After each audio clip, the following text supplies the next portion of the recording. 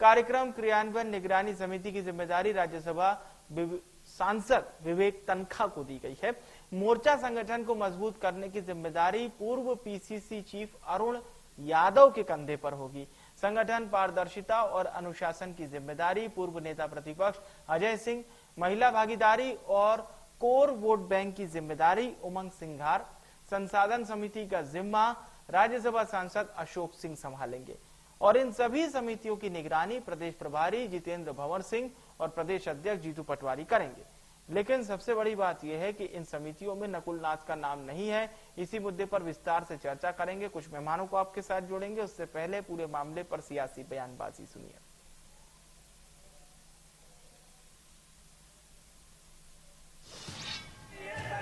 देखिए, भारतीय जनता पार्टी की 20 साल से सरकार है। हम कांग्रेस के लगातार संघर्ष कर रहे हैं और कांग्रेस का कार्यकर्ता जमीनी स्तर पर काम कर रहा है, लेकिन रिजल्ट हमारे पक्ष में 2023 विधानसभा में नहीं आए, लोकसभा में नहीं आए।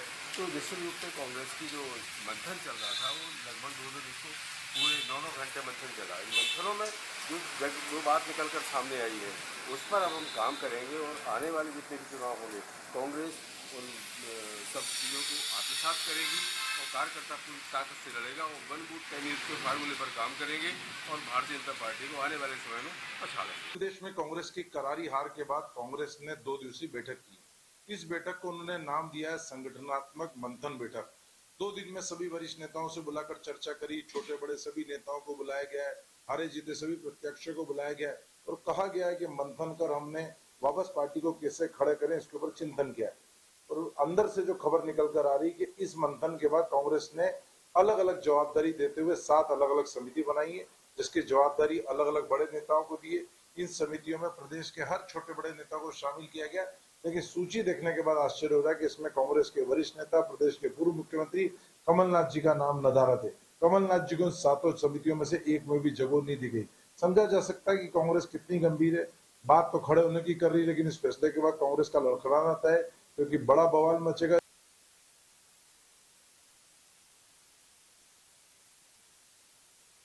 समिति में कांग्रेस की जो समिति है इसमें नकुल नाथ को भी जिम्मेदारी मिल गई है। विचारधारा और प्रशिक्षण समिति में नकुल नाथ को सदस्य बनाया गया है।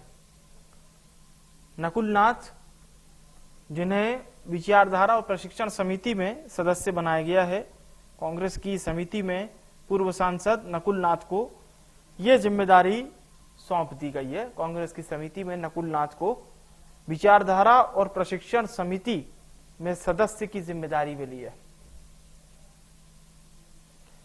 और चलिए 2 खास मेहमान इस वक्त हमारे साथ जुड़ रहे हैं। हमारे साथ रविंद्र तोमर जी जुड़ रहे हैं, पूर्व विधायक हैं कांग्रेस पार्टी के, और आशीष तिवारी हमारे साथ जुड़ रहे हैं, आप बीजेपी प्रदेश सह मीडिया प्रभारी।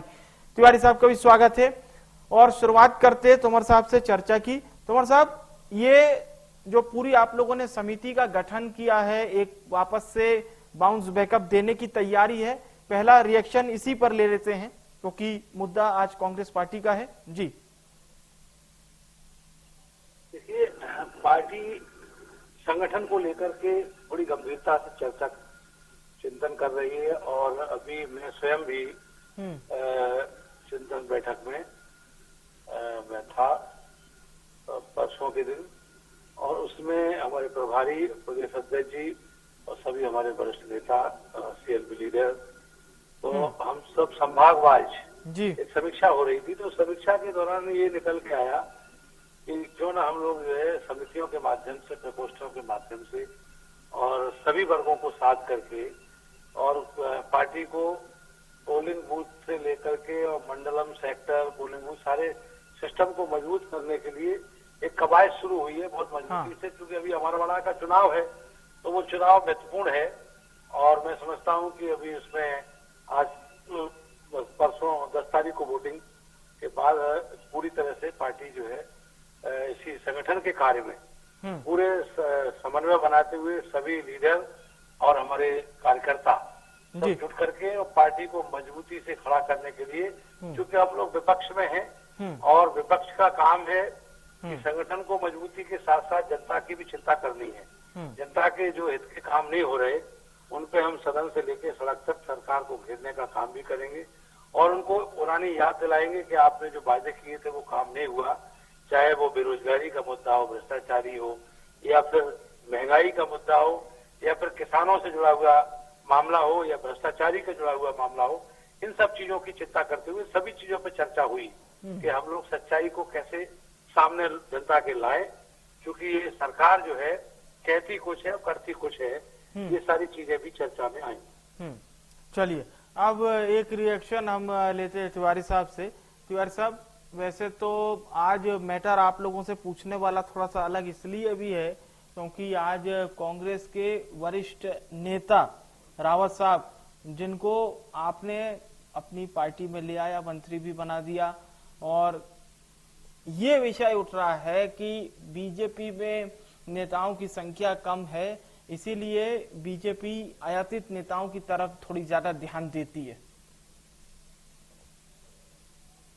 देखिए, आज के घटना चक्र पर बहुत स्पष्ट रूप से कहना चाहता हूं, भारतीय जनता पार्टी कार्यकर्ता आधारित पार्टी है और कार्यकर्ताओं के दम पर चुनाव जीतती है और चुनाव लड़ती है जी।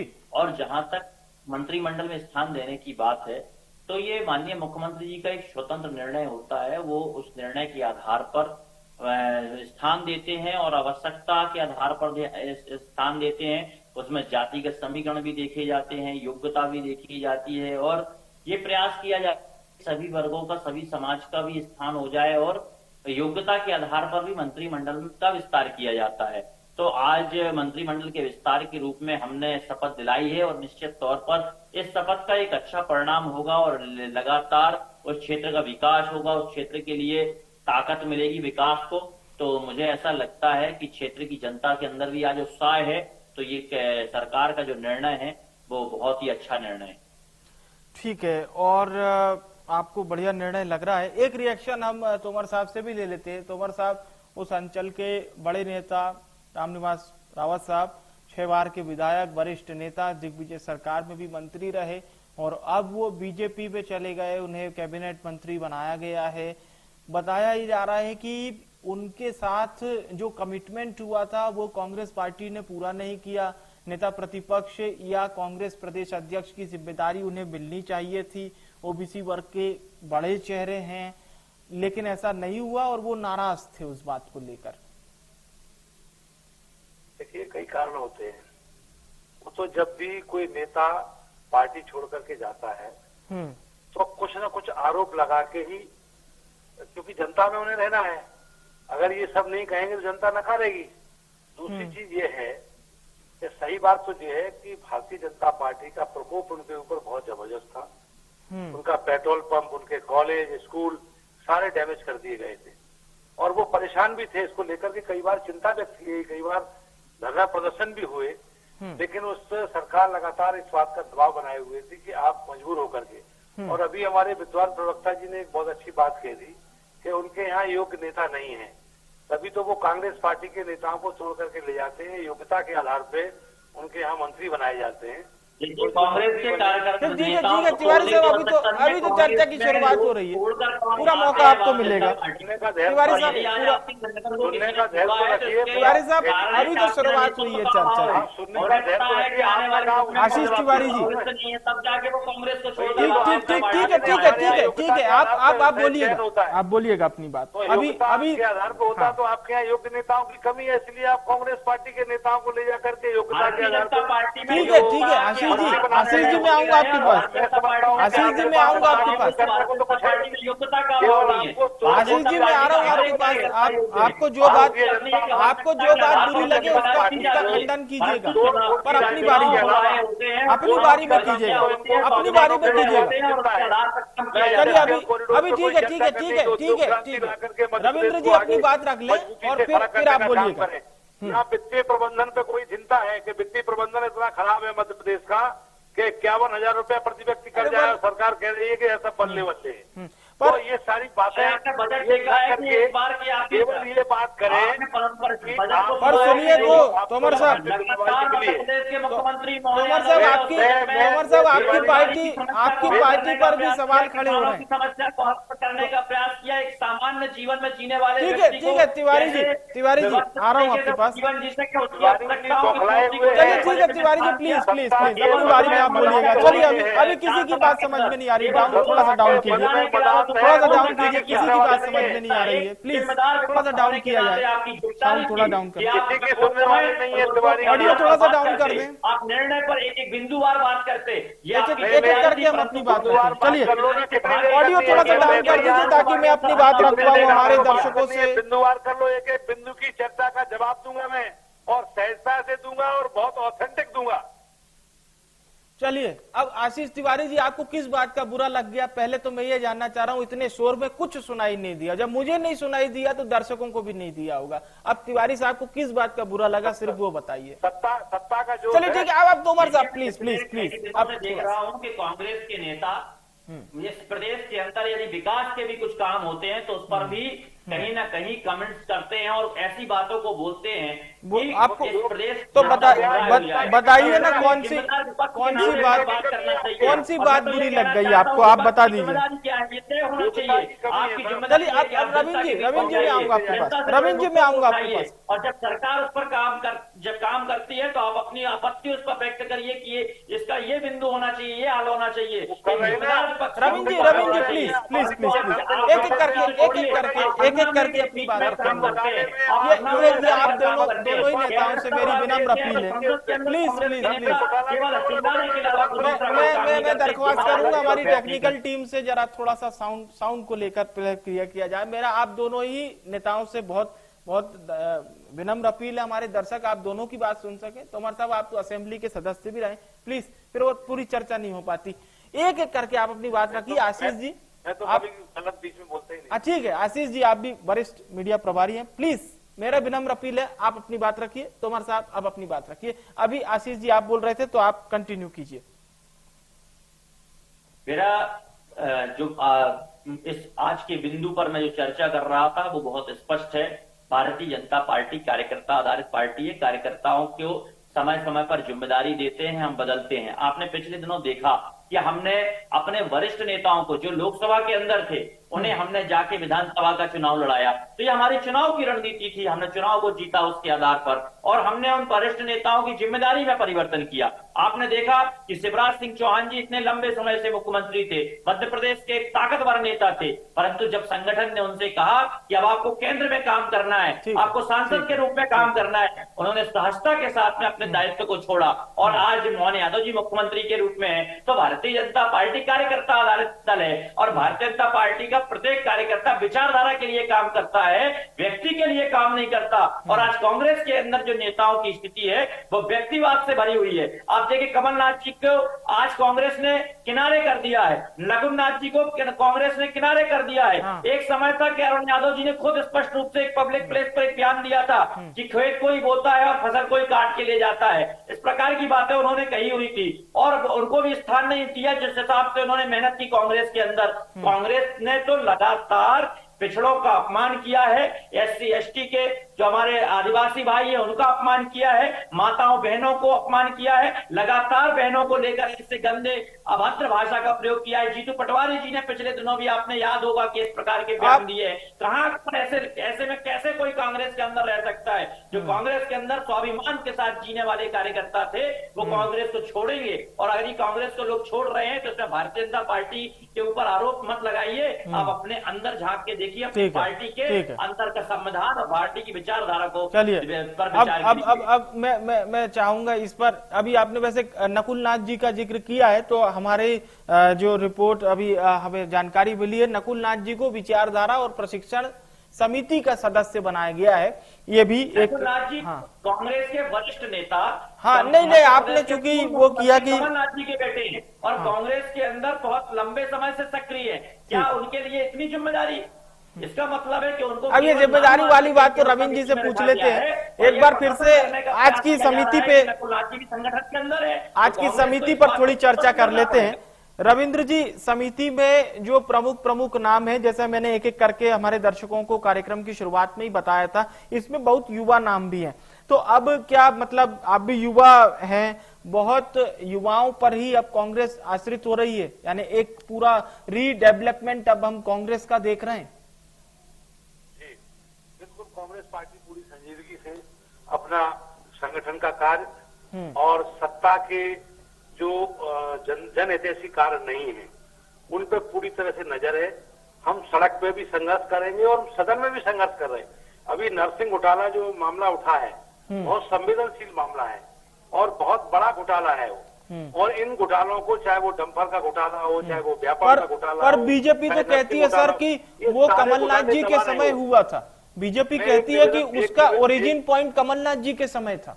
एक निवेदन कर ठीक है तिवारी साहब आप बोलिएगा ना। अभी रविंद्र जी से जवाब लेने दीजिए मुझे, प्लीज घटना प्लीज चर्चा का बहुत समय ऐसे निकल गया। तिवारी जी आप सुनिए, तो पहले तो मैं ये बता दूं कि जो अभी ये कह रहे थे कि भारतीय जनता अब आशीष जी आप सुन तो लीजिए, आप बैठे हैं ना खंडन करने के लिए। जो भाजपा का मूल कार्यकर्ता है उसको पूरी तरह उपेक्षित कर रखा है। और इन्होंने जो अभी कहा कि वो हमने नेताओं को बड़ी तरजीह हमारे यहाँ मिलती है, इनके यहाँ 5 मुख्यमंत्री बनाने के लिए ऑफर किया था माननीय मोदी जी ने। एक नरेंद्र सिंह तोमर को मुख्यमंत्री बनाने के लिए भेज दिया था, जनता में प्रचार हुआ कि मैं मुख्यमंत्री बनूंगा। पटेल साहब को कहा था कि उन्होंने भी जनता में वहां प्रचार किया कि मैं मुख्यमंत्री बनूंगा। उधर शिवराज सिंह जी तो थे ही मुख्यमंत्री।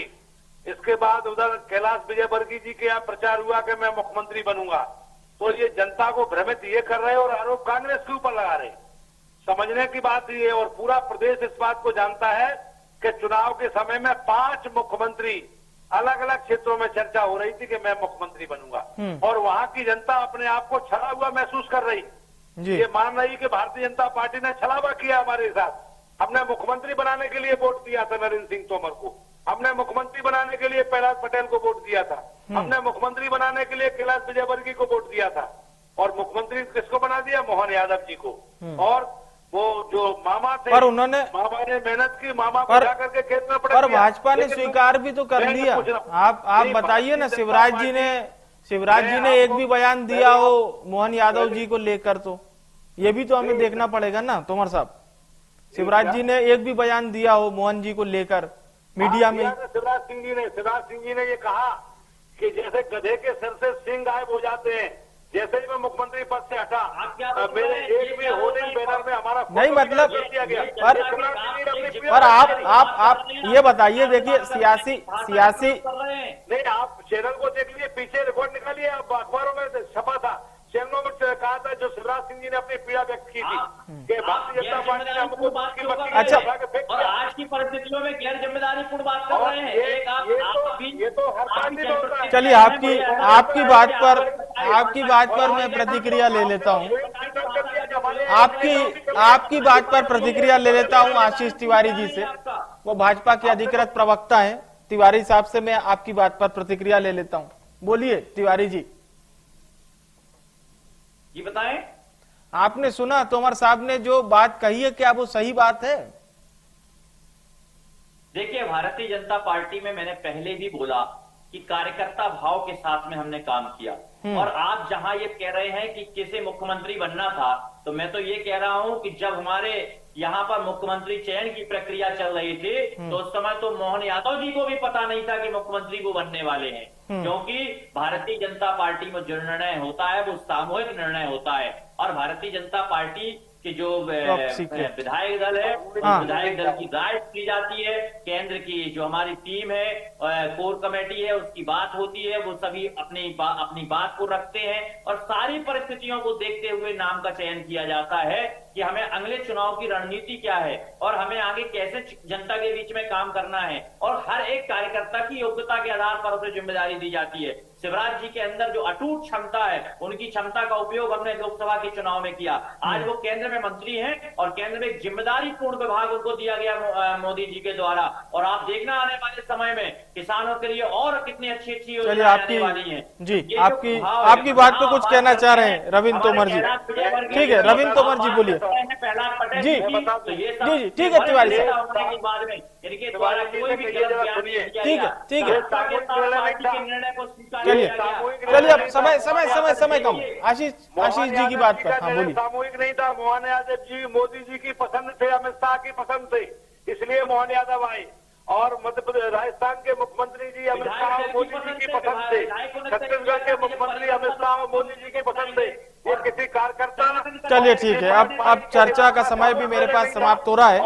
मैं बहुत बहुत धन्यवाद करूंगा हमारे दोनों मेहमानों का, रविंद्र जी, आशीष जी, शुक्रिया बड़ी बहस में हमारे साथ पार्टिसिपेट करने के लिए। आप दोनों मेहमानों का धन्यवाद। आज वैसे हमारी जो चर्चा हो रही थी वो कांग्रेस की समितियों को लेकर हो रही थी, जिसमें सुबह चर्चा इस बात पर बहुत ज्यादा थी कि नकुल नाथ को जगह क्यों नहीं मिल रही। नकुल नाथ को जगह मिल चुकी है, उन्हें भी समिति में एक प्रकोष्ठ का सदस्य बना दिया गया है। इस चर्चा की ये एक बात हुई, लेकिन आज सत्ता और सूबे के गलियारों में जिस प्रकार से कांग्रेस और बीजेपी को लेकर आमने सामने इस तरह की चर्चा है, खास तौर से इस बात